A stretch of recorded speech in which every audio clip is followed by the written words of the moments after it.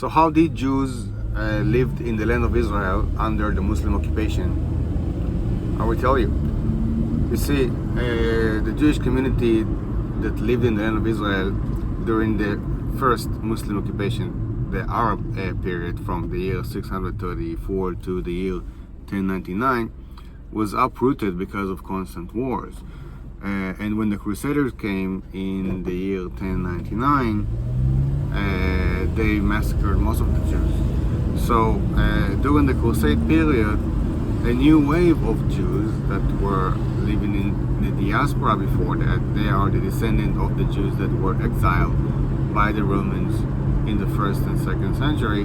They started to come back and they become the dominant community, mainly from North Africa, from France and from Italy, and later also from East Europe.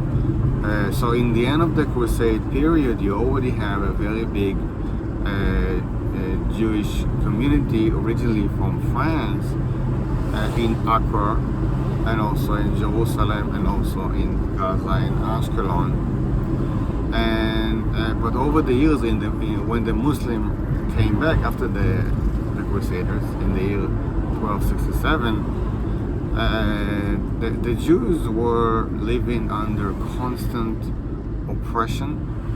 They kept them poor, and they have to pay very heavy taxes as non-Muslims, and also they were not allowed to own land or buy property. They were not allowed to carry a weapon, so they couldn't protect themselves in their dwelling. If they were working on a field in some town that they lived there for years in the Galilee, they could not protect themselves against nomads. So this trend over the years in the Mamluk periods, that Jews abandoned their towns and villages in the Galilee and also in the shore area, and they're centered in the 4 holy cities: Jerusalem, Hebron, Safed, and Tiberias.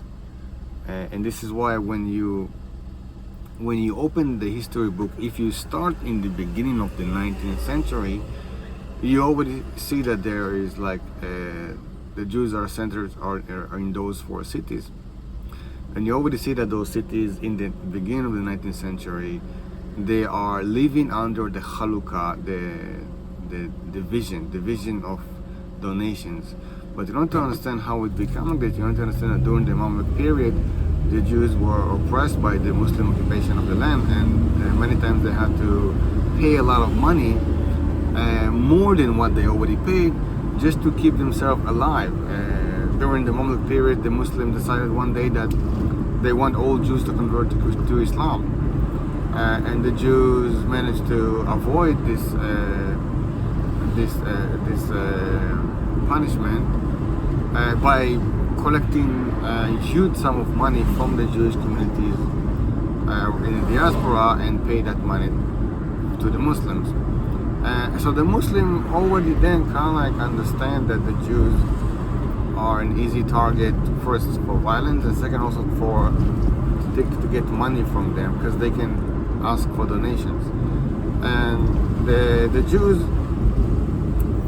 opened this tradition of sending a messenger, a shaliach, to the Jewish communities in the diaspora and ask for donations. And at the same time, the Jewish communities in the diaspora were collecting donations from its members over the year, or over the 2 years, and put it in a safe. And when the shaliach will come, they will give it to him, and they saw it as a merit. And the shaliach will come back after a few years back to Jerusalem, or to Tiberias, or to Safed, or to Hebron, and he will provide for his community. And so over the years, especially during the Ottoman period, the Jewish communities in specific cities was so poor that it really depends only on the Jewish community, on the donations from the Jewish community. And this trend is something that the Arabs picked up on that. So for example, in the year 1700, the Arabs they picked up that there is a very big wave of Jewish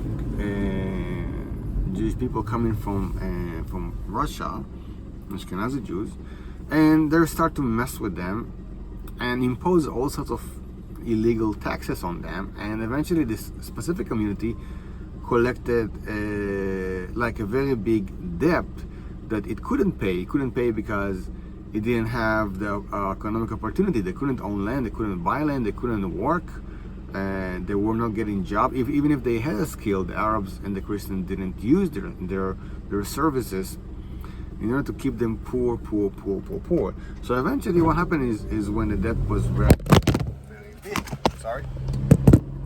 is that the Arabs said, oh, you know what, so we put in a ban on Jews from Ashkenaz living in the city. If we find one, we're going to kill them. So a lot of Jews ran away, but a lot of Jews also kept on living in the city. They just pretended to be Sephardi Jews. And the Arab wouldn't even notice the difference. The Arabs could not tell for more than 100 years between Ashkenazi Jews to Sephardi Jews. But here is the thing, is that the Jewish communities in Germany, for example, that were the patrons of those Jews, they were sending money, they were dealing and negotiating with the Arabs of Jerusalem for the benefit of those Jews, and they were giving money. And it's actually very similar to Hamas in Israel today, that they get money just to agree to negotiate, and then they don't agree on anything. They reject every offer, and then you need to pay them more money just for them to agree to renegotiate again after a few years. So this technique already existed in the 18th century, and it's funny that we don't pick up that we are being tricked. And this is basically one of the reasons that a lot of Jews in the 19th century were so sick of the division system, and that's why Zionism was developed. All right.